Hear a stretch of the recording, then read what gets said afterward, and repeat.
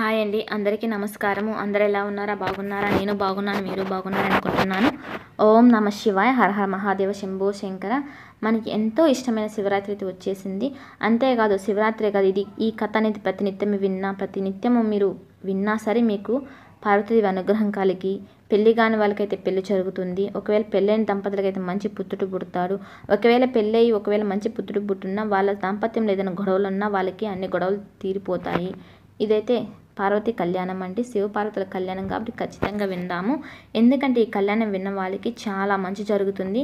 అంతేకాదు వాళ్ళకున్న గ్రహాలు కానీ దోషాలు కానీ అన్నీ తొలగిపోతాయి. కనుక ఈ కళ్యాణం అయితే మనం ఖచ్చితంగా విందాము. అంతేకాదండి, ఈ వీడియోలోకి వెళ్ళే ముందు నాకు చిన్న లైక్ చేయండి, సబ్స్క్రైబ్ చేయండి, ఆల్ మీద ప్రెస్ చేయండి. ఎందుకంటే ముందు తీసి వీడియో మీకు రావాలనుకన్నా నన్నైతే సబ్స్క్రైబ్ అయితే ఖచ్చితంగా చేసుకోండి. మనమైతే శివపార్వతుల కళ్యాణం విందాము. ఇది చెప్పిన వాళ్ళకి విన్న వాళ్ళకి చాలా మంచి జరుగుతుందని మన పురాణ కాలం నుంచి చెప్తున్నారు. అందుకని మీకు నేను చెప్పాలి అనుకుంటున్నాను. మీరు విన్నదానికి మీరు ఫలితం పొందుతారు, నేను చెప్పినదానికి నేను ఫలితం పొందుతాను. కనుక ఈ కథ అయితే ఖచ్చితంగా వినండి.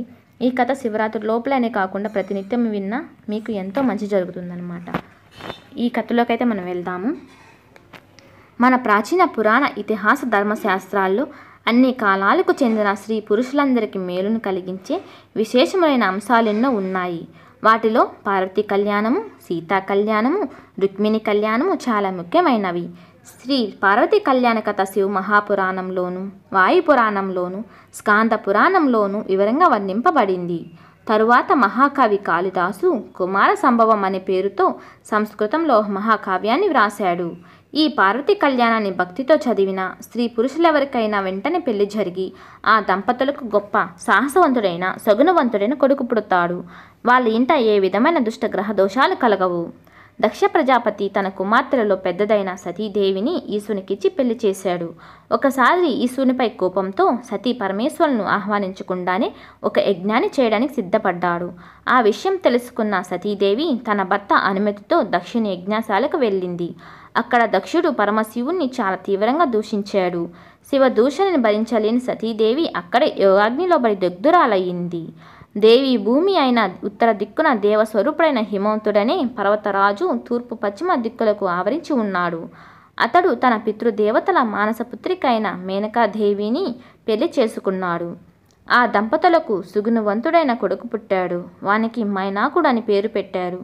తరువాత యోగాగ్నిలో దగ్ధురాలైన సతీదేవి పరమశివుణ్ణి ధ్యానిస్తూ మేనకాదేవి గర్భంలో ప్రవేశించింది.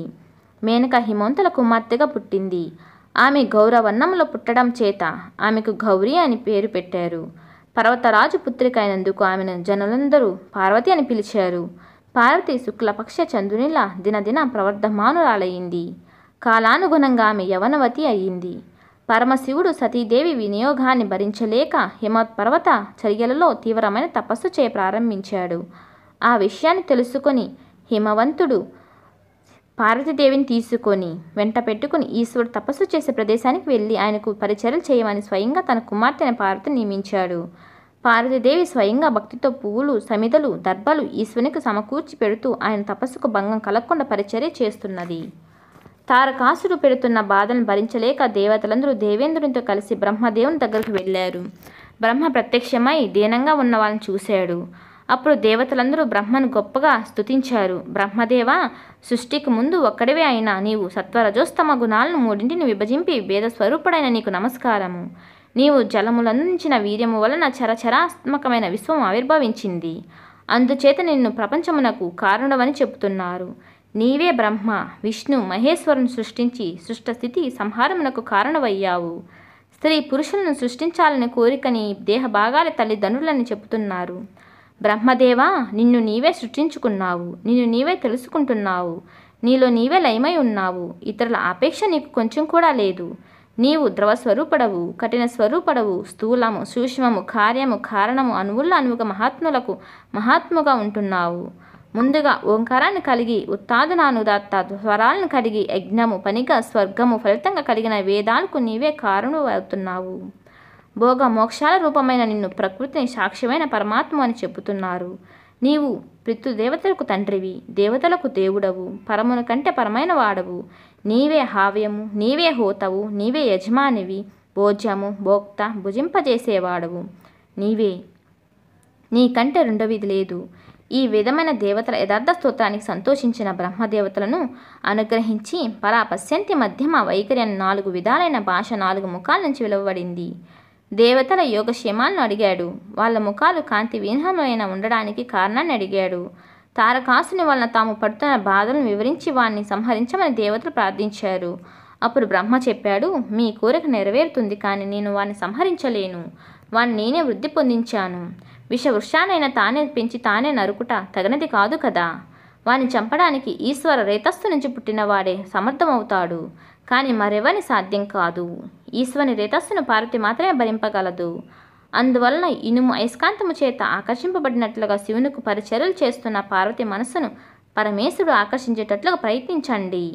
ఆ పార్వతి పరమేశ్వర కుమారుడు మీకు సేనాని అవుతాడు. ఈ విధంగా చెప్పి బ్రహ్మ అంతర్ధానం చెందాడు. దేవతలు కూడా కార్యాన్ని చెక్కపెట్టడానికి దేవలోకానికి వెళ్ళిపోయారు. అప్పుడు దేవేంద్రుడు పరమేశ్వరుని మనస్సును చలింపజేయగలిగే శక్తి మన్మధునికి మాత్రమే ఉన్నదని నిశ్చయించి మనస్సులో తలుచుకున్నాడు. వెంటనే మన్మధుడు స్త్రీల కనుబొమ్మల వంటి అందమైన ధనుసుని భుజంపై ధరించి లేత మామిడి మొగ్గను బాణంగా పట్టుకొని వసంతునితో కలిసి ఇంద్రుని ఎదుటికి వచ్చాడు.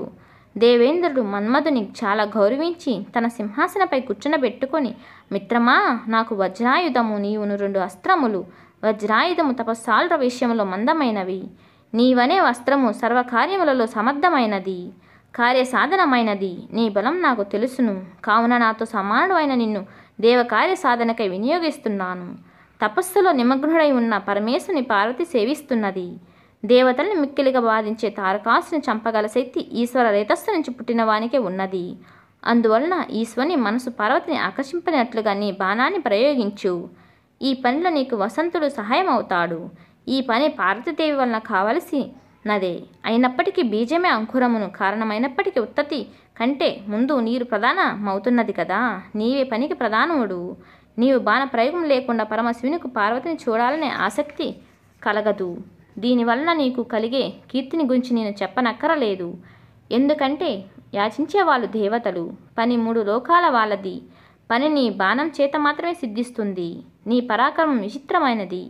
ఈ విధమైన దేవేంద్రుని అజ్ఞాపూర్వకములైన మాటలు విని మన్మధుడు తన భార్య అయిన రతీదేవి స్నేహితుడైన వసంతునితో కలిసి శివుని తపోభూమికి వెళ్ళారు. వసంతుడు ప్రకృతినంతను ఫలింపజేశాడు. అయినప్పటికీ నందీశ్వరుడు ఆజ్ఞ వలన అడవి నిశ్చలమైపోయింది. దేవదారు చెట్టు మొదట అరుగుపై పులితోలు పరుచుకొని సమాధిలో కూర్చున్న మహేశ్వరుని మన్మధుడు చూశాడు. ఆ ఈశ్వరుడి విరాసనంలో ధ్యానం చేస్తున్నాడు. పాములతో జడలను పైకెత్తి కట్టుకున్నాడు. జపమాలను చేతిలో ధరించాడు. ప్రాణాయామం చేస్తూ ఉన్నాడు. అంతలో మన దేవతలైన చలికెత్తలతో పువ్వులు మొదలైన వాటిని పట్టుకొని వస్తున్న పార్వతిని మన్మధుడు చూశాడు. పార్వతీదేవి పరమశివుని దగ్గరికి వచ్చింది. అదే సమయంలో ఈశ్వరుడు తన తేజస్సును సాక్షాత్కరింపచేసుకొని యోగాన్ని విడిచిపెట్టాడు. నంది శివునికి నమస్కరించి సేవాభావంతో పార్వతి వచ్చిన విషయాన్ని చెప్పాడు. పార్వతీదేవి చలికత్తెల తాము తెచ్చిన పువ్వులను శివుని పాదాల దగ్గర పెట్టారు. పార్వతీదేవి కూడా తన చెడల్లో ధరించిన పువ్వులు జారినట్లుగా వంగి నమస్కరించింది. అప్పుడు శివుడు ఆమెను సవతి పోరు లేని ప్రియుని భర్తగా పొందమని ఆశీర్వదించాడు. మన్మధుడు వాళ్ళిద్దరిని దగ్గరగా చూశాడు. తాను పూల బాణాన్ని ప్రయోగించడానికి తగిన సమయం అని నిశ్చయించుకొని తన వింటి నారిని సంధించాడు. పార్వతీదేవి తామర పూసల తావలాన్ని శివుని చేతికిచ్చింది. ఆ దండను అందుకోవడానికి శివుడు తీసుకోవడానికి సిద్ధపడ్డాడు. మన్మధుడు బాణాన్ని వింటికి సంధించాడు. అతడు బాణాన్ని ప్రయోగించే లోపలనే శివునిలో కొంచెం ధైర్యం తగ్గి తన 3 కళ్ళతోని ఎర్రని పెదవి గల పార్వతి ముఖాన్ని చూశాడు. పార్వతీదేవి కూడా ఒళ్ళంతా పులకరించగా సిగ్గుతో ముఖాన్ని అడ్డంగా తిప్పుకున్నది. అంతలో జితేంద్రుడైన శివుడు తన మనసు చలించడానికి కారణమేమిటి అని నలువైపులా చూశాడు. అప్పుడు ఎడమ కాలిని వంచి బాణాగ్ని ప్రయోగించడానికి సిద్ధంగా ఉన్న మన్మధుని చూశాడు. వెంటనే శివుని 3వ కంటి నుంచి అగ్ని జ్వాలలు బయటకు వచ్చాయి. ఆ జ్వాలలు దేవతలు వారించే లోపలనే మన్మధుని దహింపచేశాయి. తన భర్త కాలిపోవడం చూసి రతీదేవి మూర్ఛపోయింది. తన తపస్సునకు అడ్డపడిన పార్వతి నుంచి దూరంగా వెళ్ళిపోవాలని ప్రమదగణాలతో పాటుగా దానం చెందాడు. పార్వతి తనకు చెలికత్తల ఎదుట అవమానం జరిగిందని భావించి తన తండ్రి ఇంటికి వెళ్ళిపోయింది.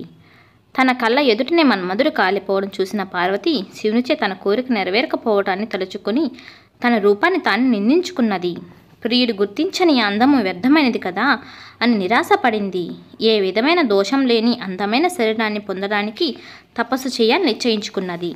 సగము శరీరాన్నిచ్చే భర్తను పొందడానికి తపస్సు మాత్రమే సాధనమని అనుకున్నది. తన కూతురి నిశ్చయాన్ని తెలుసుకున్న మీనాదేవి ఉమా అని పలికింది. తల్లి వద్దు, అందుచేతనే పార్వతిని ఉమాదేవి అని పిలుస్తారు. తల్లి, దిరిసిన పువ్వు వలె అతి కోమలమైన నీ శరీరం రాతి వంటి మిక్కిలి కఠినమైన తపస్సును భరించలేదు. స్థిరమైన నిశ్చయం కలిగిన పార్వతి దేవి మనసును మేనక మరించలేకపోయింది. పట్టుదల గల మనసును లోతునకు ప్రవహించే నీటిని ఎవరు నిరోధించలేరు కదా. నిశ్చల చిత్తురాలైన పార్వతి కోరిక తెలుసుకున్న తండ్రి హిమవంతుని తన కోరిక నెరవేరే వరకు తాను తపస్సు చేసుకోవడానికి అనుమతి ఇమ్మని చలికెత్త చేత అడిగించింది. హిమవంతుడు తన కుమార్తె పట్టుదలకు సంతోషించి ఆమె తపస్సు చేయడానికి అంగీకరిస్తాడు.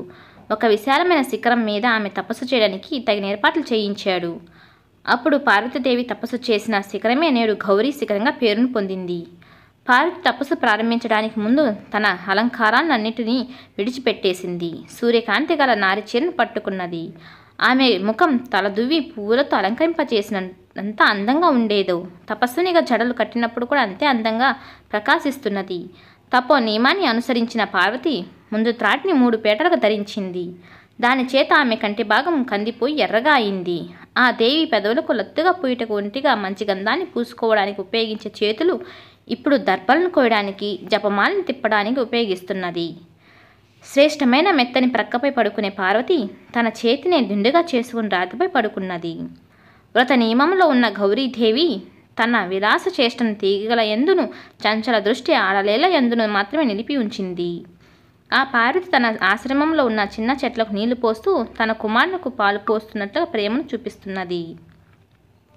నివ్వెర దానం చేత పార్వతి లీలను లాలిస్తుండగా అవి ఆమెపై చనువుతో తిరుగుతున్నాయి.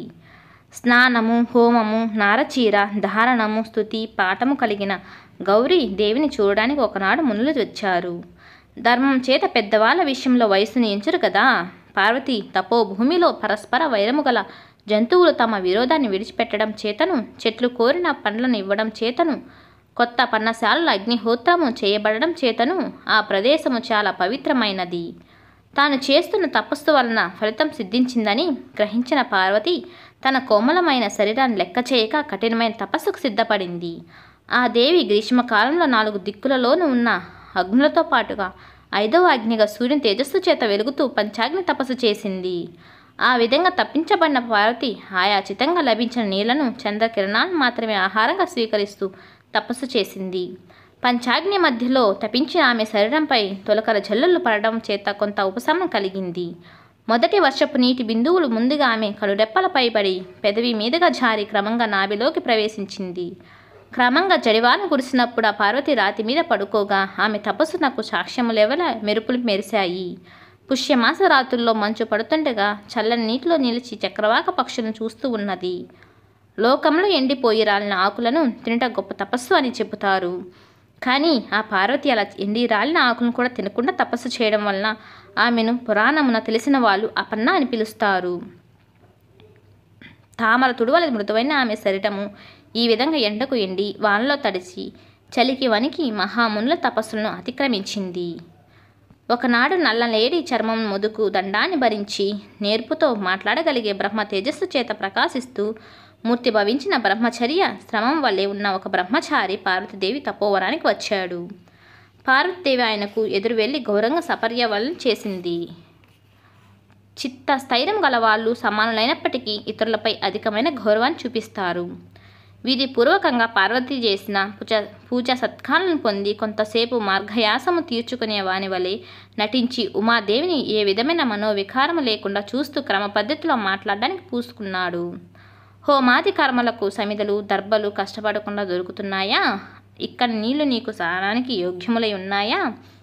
నీ శక్తిని అనుసరించి తపస్సు చేస్తున్నావు కదా. ఎందుకంటే ధర్మ సాధనలో శరీరం మొదటిది కదా. నీవు నీళ్లు పోసి పెంచుతున్న ఈ తీగల చిగుళ్ళు బాగా పెరుగుతున్నాయా? నీ చంచలమైన చూపుల చేత లేలు తమ జాతి దానివే అనే భ్రమతో నీ చుట్టూ తిరుగుతూ నీ చేతిలోని దర్భలను లాగినప్పుడు నీకు వాటిపై కోపం కలగడం లేదు కదా. ఎందుకంటే తపస్సు చేసే వాళ్ళకు కోపం కలగకూడదు. పార్వతి, అందము పాపకర్యాన్ని చెయ్యనివ్వదు అనే మాట నీ యందు సత్యమై ఉన్నది. అందుచేతనే మునులందరూ నిన్నే అనుసరిస్తున్నారు. నీ తండ్రి అయిన హిమవంతు నిన్ను కుమార్తెకు పొందడం వలన పవిత్రుడైనట్లుగా మరి ఇతరములే వాటి చేత పవిత్రుడు కావడం లేదు.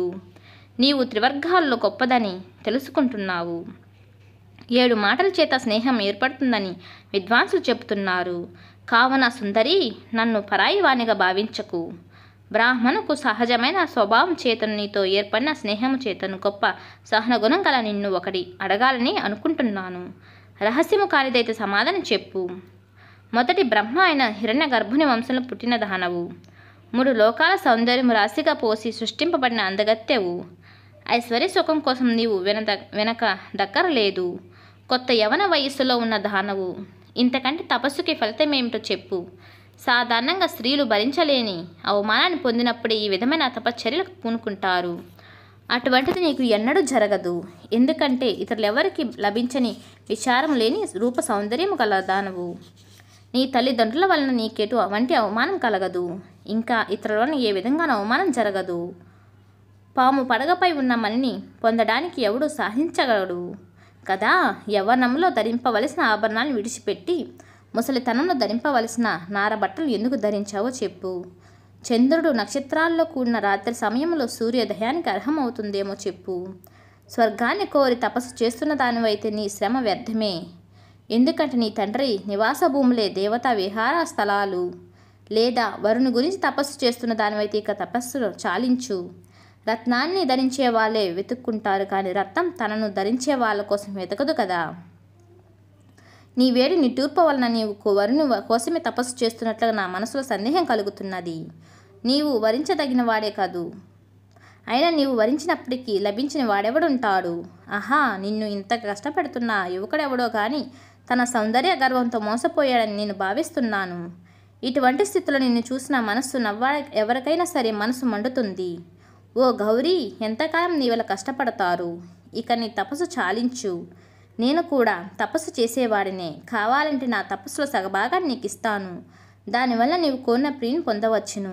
అతడెవడో నాకు చెప్పు అని ఈ విధంగా బ్రహ్మచారి అయిన బ్రాహ్మణుడు అడగ్గా సిగ్గుతో తాను చెప్పలేక ప్రక్కనున్న తన చెలికెత్తి వైపు క్రీకంటితో సైగ చేసింది. అప్పుడా పార్వతి చెలికెత్తే బ్రహ్మచారితో చెప్పింది, విద్వాంసుడా, మా పార్వతిని గురించి తెలుసుకోవాలని నీకు కుతూహలంగా ఉన్నది. చెబుతాను విను. ఈమెను దేవేంద్రుడు మొదలైన సంపన్నులైన నలుదిక్పాకులు పెళ్లి చేసుకోవడానికి సిద్ధపడినప్పటికీ వాళ్ళని తిరస్కరించి రూపం చేత జయింప సఖ్యం కానివాడు, మన్మధుని జయించిన వాడు అయిన మహేశ్వరునికి భర్తగా పొందాలని తపస్సు చేస్తున్నది. పూర్వం మన్మధుడు ప్రయోగించిన బాణాన్ని ఈశ్వరుడు హుంకారంతో కోపించగా అది వెనక్కి వచ్చి ఈ పార్వతి గుండెల్లో గాఢంగా నాటుకున్నది. అప్పటి నుంచి తండ్రి ఇంట మదనావస్థను పొందిన పార్వతి నుదుటిపై చందనాన్ని పూసుకున్నప్పటికీ ఒక్కనాడు కూడా ఉపశమనాన్ని పొందలేదు. మంచుతో గట్టి పడిన రాతి పలకపై పడుకోగా ఈమె శరీరపు వేడిక మంచు పలక కరిగిపోయిందే కానీ ఈమెకు చల్లదనం కలగలేదు. తన ప్రియుని చిత్రాన్ని పటంలో గీసి, ప్రియుడా, నీవు అన్నీ తెలిసిన వాడివని పండితులు చెబుతున్నారు. మరి నీ పైన మనసున నిలిపిన నన్నెలా తెలుసుకోలేకపోతున్నావని ప్రశ్నించేది. రాత్రి 3 జాములు మెలకువగా ఉండి 4వ జామున క్షణకాలం కన్నులు మూసి శివుడు వచ్చి వెళ్ళిపోతున్నట్లుగా కలగని నీలకంఠ, ఎక్కడికి వెళ్ళిపోతున్నావని పలవరిస్తూ మేలుకొనేది. జగన్నాథుడైన ఆ పరమేశ్వరుని ఎప్పటికీ చూడలేక తండ్రి అనుమతిని తీసుకొని తపస్సు చేయాలనే ఆలోచనతో మాతో కలిసి ఈ తపోవనానికి వచ్చింది.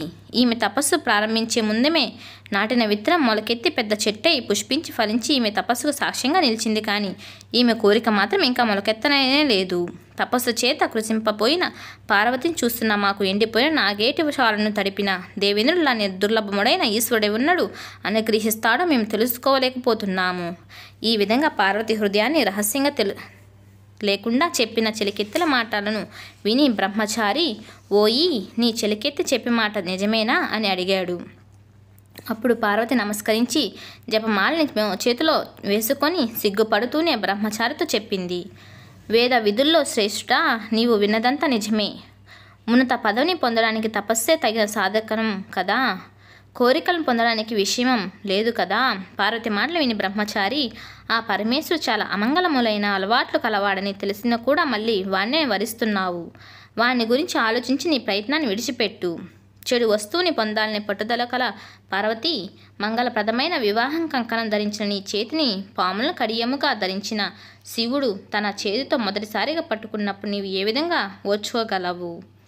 నూతన వధువుగా కలహంస గుర్తులు కలిగిన నీ పట్టు చీర కొంగుని రక్తంతో తడిసిన ఏనుగు చర్మంతో ముడిపెట్టడం తగినదే. నీవే ఆలోచించు.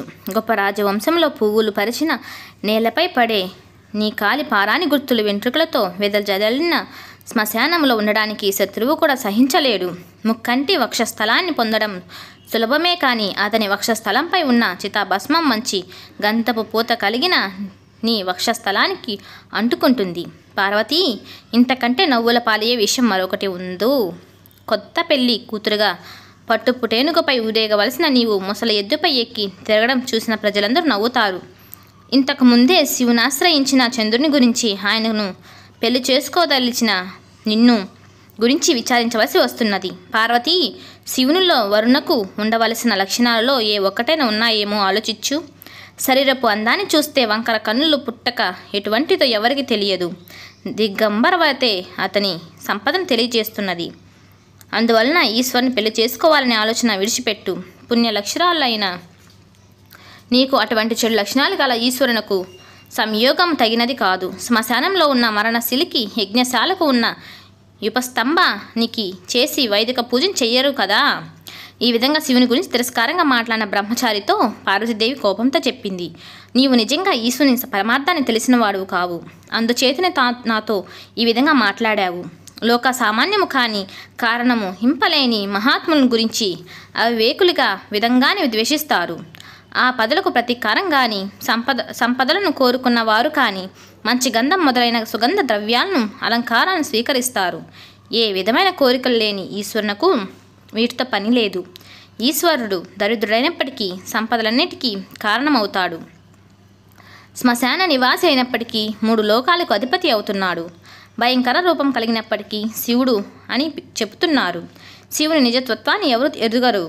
శివుని ఆభరణాలను ధరిస్తాడు, పాములను ధరిస్తాడు, ఏనుగు చర్మాన్ని ధరిస్తాడు, పట్టుబట్టని ధరిస్తాడు, పుర్రెని పట్టుకుంటాడు, బాలచంద్రుని ధరిస్తాడు. విశ్వమూర్తి అయిన శివుని శరీరం ఇలా ఉంటుందని నిర్ధారణ చేయలేనిదే శివుని శరీర స్పర్శ చేత చితాభస్మం పరిశుద్ధిని కలిగిస్తుంది. కావుననే ఆయన తాండవం చేసినప్పుడు రాలిన భస్మాన్ని తలపై ధరించడానికి దేవతలు తన కిరీటాలకు పూసుకుంటారు. మధుపుటేనుగుపై ఊరేగుతూ వచ్చే దేవేంద్రుడు ఎద్దుపై ఎక్కి వచ్చే శివుని చూసి ఏనుగు దిగి శివుని పాదాలకు తన శిరస్సుతో నమస్కరిస్తున్నాడు. ఓ ఈ బ్రాహ్మణ, నష్ట స్వభావం చేత శివునిలో అన్ని దోషాలను చెప్పబోయి ఒకటి మాత్రం నిజమే చెప్పావు. స్వయంభుడైన బ్రహ్మ పుట్టుకకు కారకుడైన పరమశివుని పట్టుకను తెలుసుకోవడం ఎవరికి సాధ్యం కాదు. ఇంకా నీతో వాదం చాలు. ఆ పరమశివుని చెప్పినట్టే ఉండునుగాక. నా మనస తనిపైనే లగ్నమైపోయింది. స్వేచ్ఛగా సంచరించే వాళ్ళు ఇతరుల మాటలు వినరు. చెలులారా, ఇతడు ఇంకా ఎంతో మాట్లాడడానికి వాని పెదవులను కదుపుతున్నాడు. మహాత్ములు దూషించిన వాళ్లే కాక ఆ దూషణలు విన్న వాళ్ళు కూడా పాపాత్ములే అవుతారు. వీని నివారించండి, లేదా నేనే ఇక్కడి నుంచి వెళ్ళిపోతాను అని చెప్పి పార్వతి అక్కడి నుంచి లేచి నప్పుడే పమిట జారింది. అప్పుడు ఈశ్వరుడు నిజ రూపంతో ఆమె పమిట కంగుకొను పట్టుకున్నాడు. ఆమె వెనక్కు తిరిగి చూసి ఒళ్ళంతా చెమటతో తడవగా వణుకుతున్నదై ముందుకు వెళ్ళడానికి ఎత్తిన కాళ్ళని ఎత్తినట్లే ఉంది. ప్రవాహానికి కొండ అడ్డుపడిన నదిలా పర్వత పుత్రిక ముందుకు వెళ్ళడానికి ఎత్తిన కాళ్ళని ఎత్తినట్లే ఉంచి ప్రవాహానికి కొండ అడ్డుపడిన నదిలా పర్వత పుత్రిక ముందుకు వెళ్ళలేక అక్కడ నిలవలేక బొమ్మలా ఉండిపోయింది. అప్పుడు ఈశ్వరుడు, సుందరాంగి, నీ తపస్సు చేత నన్ను నీవు కొన్నావు. నేటి నుంచి నేను నీ పాద సేవకుడును అని చెప్పాడు. ఆ మాటలు విని పార్వతి తాను తపస్సు వలన పొందిన కష్టాన్ని మర్చిపోయింది. కష్టము ఫలించగానే తిరిగి కృత శక్తి పుడుతుంది. తన తండ్రి కన్యాదానం చేయగా తనను భార్యగా స్వీకరింపమని పార్వతి తన చలికత్తె చేత శివునికి చెప్పించింది. పార్వతి మాటలకు శివుడు అంగీకరించి సప్తమహర్షులను స్మరించాడు. తపస్సు చేత తేజోవంతుడైన సప్తమహర్షులు అరుంధతి దేవితో కలిసి నలువైపులా ప్రకాశింపచేస్తూ శివుని దగ్గరకు వచ్చారు. ఆ మహర్షులు ముత్యాల జద్యాలను ధరించి బంగారు నార వస్త్రాలను కట్టుకొని రత్నాల జపమాలను చేతుల్లో పట్టుకొని విరాజిల్లుతున్నారు. సూర్యుడు తన గుర్రాలను క్రిందికి దింపి తన రథానికి ఉన్న జెండాను వంచి సప్తమహర్షులకు అరుంధతికి నమస్కరించాడు. ప్రళయకాలంలో వచ్చి సప్తమహర్షులకు శ్రీ మహావిష్ణువు ఆది వరాహ రూపంలో భూదేవితో పాటుగా ఈ మహర్షులను కూడా తన కోరికలతో పైకెత్తి పట్టుకున్నాడు. ప్రపంచ కారణుడైన బ్రహ్మ తరువాత మిగిలిన సృష్టి చేయడం వలన ప్రాచీనులైన కృష్ణద్వయాపాదులతో ఈ మహర్షులను ప్రాచీనులైన బ్రహ్మలను స్తుతించాడు.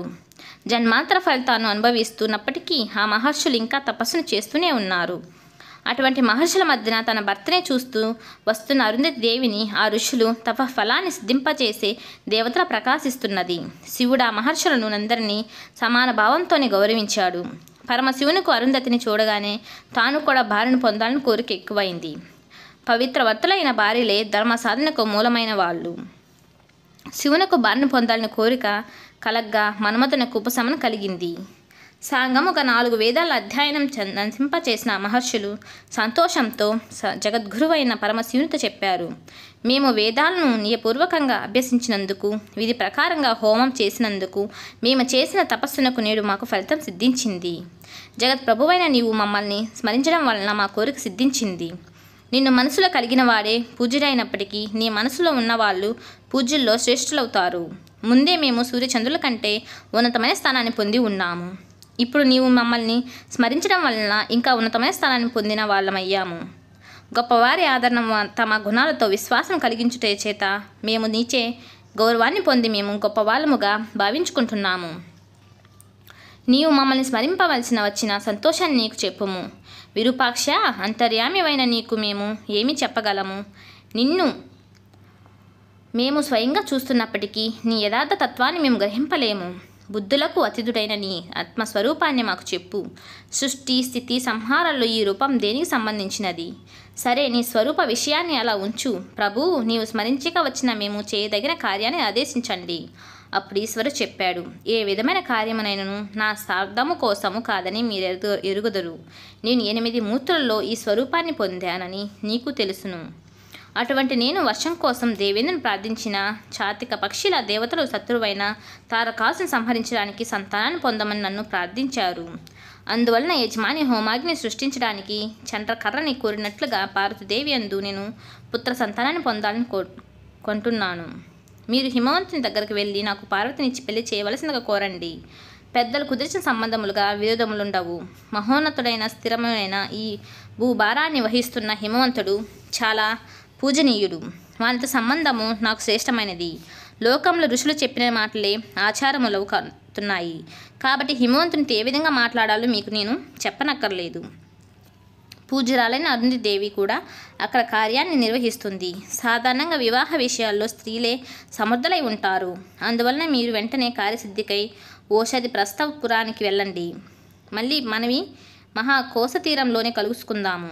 యోగులకు అద్భుతమైన పరమేశ్వరుడే భార్యను కోరుతున్నాడని తెలుసుకున్న మహర్షులు తాము భార్యలతో కూడి ఉన్నందుకు సిగ్గును విడిచిపెట్టారు.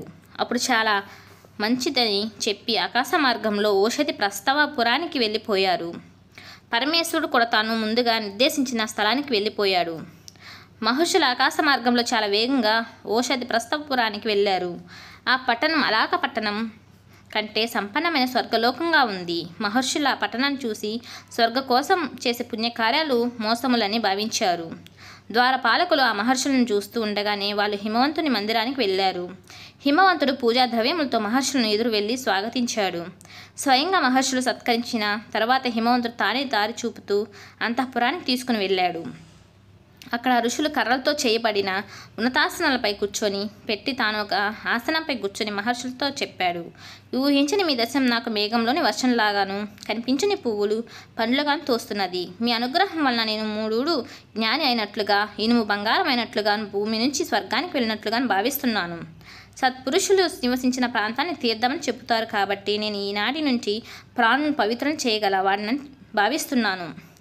బ్రహ్మోత్తములారా, నా శిరస్సుపై గంగ పడడం చేతను, పరిశుద్ధముల మీ పాద జలం చేతను నేను పరిశుద్ధుడయ్యానని భావిస్తున్నాను. ఓ మునులారా, జంగమ స్థావరాత్మకమైన 2 శరీరాలను కలిగినప్పటికీ 2 విధాలుగా నా శరీరం పవిత్రమైనది. స్థావరాత్మకమైన దేహం మహర్షుల పాత ధూళి చేతను, జంగమాత్మకమైన దేహం మహర్షుల కార్యాన్ని సిద్ధింపచేయడం చేతను అనుగ్రహింపబడినది. నా శరీరావయవాలు దిక్కులను వ్యాపించినప్పటికీ అవి మహర్షుల రాక వలన కలిగే సంతోషాన్ని భరింపలేకపోతున్నాయి. తేజో రూపులైన మీ దర్శనం వలన నాలో ఉన్న రజోగుణము, తమోగుణము 2 నశించాయి. నేను మీకు చేయడానికి వలసిన పని ఏమీ లేదు. ఏదైనా ఉంటే నన్ను పరిశుద్ధం చేయడానికి మీరు వచ్చినట్లుగా భావిస్తున్నాను. మీకు కోరికలు లేనప్పటికీ మాకు ఏ పనినైనా ఆదేశించండి. ప్రభువులు ఆజ్ఞాపించడమే అనుగ్రహం అవుతుంది. ఇదిగో నేను ఈమె నా భార్య. ఈమె నా కూతురు, మీకు ఏమే కార్యము ఎవరెవరి వలన జరగాలో ఆదేశించండి. బంగారం మొదలైన సంపదలకు లెక్కలేదు. ఈ విధంగా పరిగిన హిమవంతుని మాటలు గుహలలో ప్రతిధ్వనించినట్లుగా స్పష్టములయ్యాయి. అప్పుడు చెప్పవలసిన విషయాన్ని చక్కగా చెప్పడంతో నేర్పరి అయిన అంగీరసుడు మాట్లాడమని ప్రేరేపించారు. అంగీరసుడు హిమవంతుడు చెప్పాడు, నీవు కోరిన దాన్ని ఇవ్వడానికి చాలా సమర్థుడవు. ఇంతకంటే గొప్ప వాటి ఇవ్వగలవు. నీ శిఖరం లాగానే నీ మనసు కూడా చాలా ఉన్నతమైనది. నిన్ను స్వార్థ స్వరూపుడైన విష్ణువని చెప్తున్నారు. అది యుక్తమే. చరాచర ప్రాణికోటికి నీ గర్భము నిలయంగా ఉంది. రసాతల పర్యంతము నీవు భరించలేకపోతే శేషుడు తామరపు తూండ్ల వలె మృదువైన తన పడగలతో భరించలేడు. ఎడతెగ సముద్రాల చివరి వరకు వ్యాపించిన నీ కీర్తులను జీవనదులై ప్రవహిస్తూ సముద్రాల్లో కలిసే నదులను పవిత్ర మూలముల చేత లోకులందరినీ పవిత్రం చేస్తున్నాయి. గంగానది విష్ణుపాదం నుంచి పుట్టడం వలన కొనియాడబడుతూ ఉన్నట్లుగా నీ శిరస్సుపై పడి అలాగే కీర్తింపబడుతున్నది.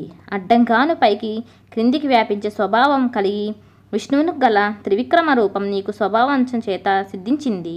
యజ్ఞ భాగాన్ని పొందే వాళ్ళ మధ్యలో స్థానాన్ని పొందినందు వలన నీ వలన బంగారం అయిన ఉన్నత శిఖరం గల మేరు పర్వతుని ఔన్నతం వ్యర్థమైపోయింది. నీలో కఠినత్వాన్ని అంతను స్థావర రూపమైన శరీరంలోనూ ఉంది, కానీ నీ జంగమ రూప శరీరము మాత్రము సజ్జులను ఆరాధించడంలోనే వినయవంతమైనది. అందువలన మేము వచ్చిన కారాన్ని విను.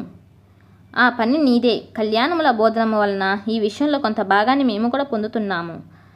అనిమాది గుణములతో కూడి ఇతర పురుషులను తాకని గొప్పదైన ఈశ్వర శబ్దము అర్ధచంద్రుని ఆదరించి ఉంది. పరస్పర సామర్థ్యములు గల భూమి మొదలైన అష్టమూర్తుల చేత ఈ విశ్వము గురముల చేత మార్గబడిలో భరిస్తున్నట్లుగా భరింపబడుతున్నది. తత్వవేత్తలు తమ దేహాల్లోనూ వెతుకుతారు. విద్వాంసుల జన్మరహితమైన స్థానము కలవానిగా చెబుతున్నారు. అటువంటి విశ్వకర్మలను సాక్షి అయిన మహేశ్వరుడు మా ద్వారా నీ కుమార్తెను కోరుతున్నాడు. శబ్దముతో అర్థము నెవలే నీ కుమార్తెను ఆయనకు ఇవ్వడానికి యోగ్యమైనది. మంచి భర్త చేతే ఉంచిన కన్య మాత్రమే తండ్రికి దుఃఖాన్ని కలిగించదు. చరాచరమైన ప్రాణి సమూహంతకు తండ్రి అయిన పరమశివుని పెళ్లి చేసుకోవడం వలన నీ కుమార్తె జగన్మాత అవుతుంది. దేవతలందరూ నీలకంఠునికి నమస్కరించిన తర్వాత ఆయన భార్య అవ్వడం వలన నీ కుమార్తె పాదాలకు నమస్కరిస్తారు. పర్వతరాజా, ఉమాదేవి వధువు, నీవు దాతవు అడిగేవాళ్ళం మేము. వరుడు సాక్షాత్ పరమేశ్వరుడే. ఇది నీ వంశాభివృద్ధికి చాలును కదా. ఇతరులను స్తుతించక ఇతరులచే స్తుతింపబడేవాడు. ఇతరులు నమస్కరించక తాను ఇతరులచే నమస్కరించబడతాడు. అయినా పరమేశ్వరుని నీవు కుమార్తె ద్వారా బంధువు అవడం చేత నీవు గురువునకి గురువు అవుతావు. ఈ విధంగా దేవర్షి చెబుతుండగా తండ్రి ప్రక్కన తల వంచి నీలా విలాసముగా పార్వతీదేవి పద్మపు రేకులుగా లెక్క పెడుతూ ఉన్నది. హిమవంతుడు తన కోరిక నెరవేరినప్పటికీ మేనాదేవి వైపు చూశాడు. సాధారణంగా గృహస్థులు కుమార్తె పెళ్లి విషయంలో తమ భార్య కన్నులతోనే చూస్తారు. మేనకాదేవి కూడా తన భర్తకి ఇష్టమైన కార్యమంతా తనకిష్టమైనట్లుగా తల ఉంచింది. పతివ్రతల విషయంలో నైనా భర్తని అనుసరిస్తారు కదా. అంగీరసుని మాటలకు ఇదే సమాధానమంట్లుగా శుభముగా అలంకరిస్తున్న కుమార్తె చేతిని హిమవంతుడు పట్టుకుని, తల్లి రా, ప్రపంచ రూపుడైన శివునికు భిక్షగా నిశ్చయించిన దానవయ్యావు. యాచించే వాళ్ళు మునులు, నాకు గృహస్థ ఫలితం సిద్ధించింది. ఈ విధంగా కుమార్తెతో చెప్పి హిమవంతుడు మహర్షులతో ఈ త్రిలోచనుని భార్య మీకు నమస్కరిస్తున్నది అని చెప్పాడు. మహర్షుడు హిమవంతుని మాటలకు సంతోషించి పార్వతీదేవికి వెంటనే ఫలించి ఆశీర్వచనాలను పలికారు. అరుంధతీదేవి సిగ్గుపడుతున్న పార్వతిని తన కోడలపై కూర్చుండపెట్టుకొని కూతురిపైన ఉన్న ప్రేమ చేత మీనాదేవి దుఃఖిస్తుండగా ఇంతకుముందు వేరొక భార్య లేని పరమేశ్వరునికి నీ కుమార్తె భార్య అవుతున్నది ఓదార్చింది. హిమవంతుడు మహర్షులను పెళ్లి ముహూర్తమైనప్పటికీ అడ్డగా నేటికి 4వ రోజున అని చెప్పారు. వాళ్ళు హిమవంతుని అనుమతిని పొంది తిరిగి పరమశివునికి చెప్పడానికి ఆకాశ మార్గంలో వెళ్ళారు. పరమేశ్వరుడు కూడా పార్వతిని పొందాలని కుతూహలంతో 4 రోజులు అతి కష్టంగా రోజులు గడిపాడు.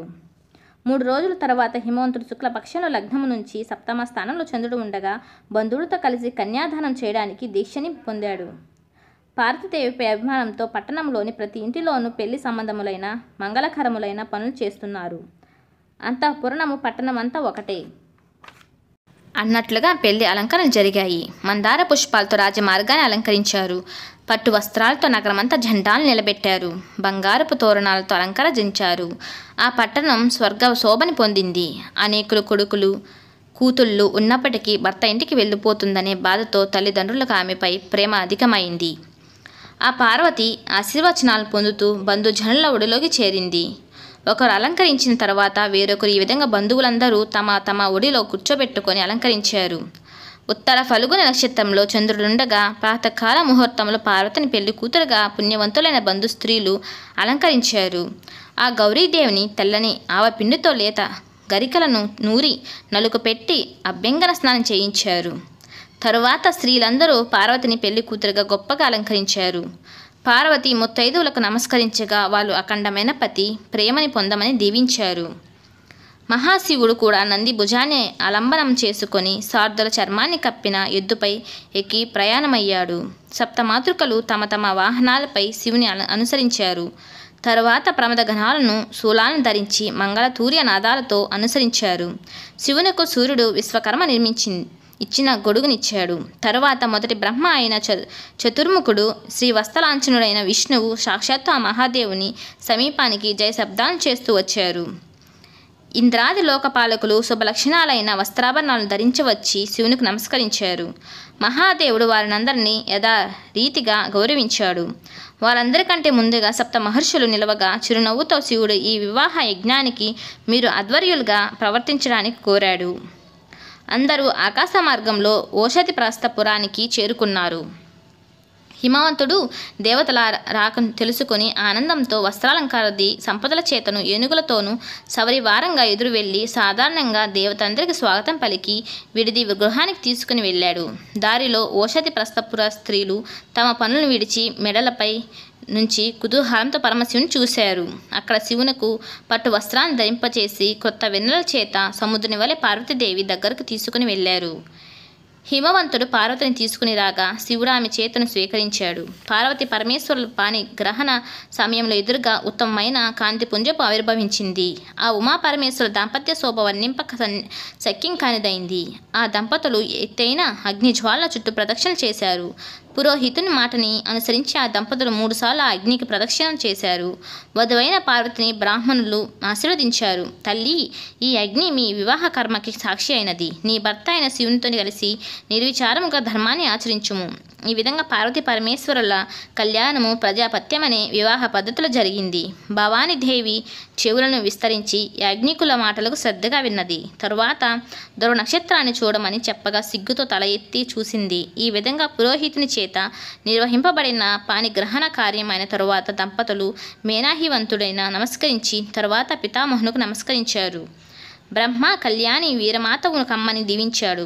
బృహస్పతి పార్వతి సమేతుడైన శివుని చూసి మనసులో శాంతిని పొందాడు.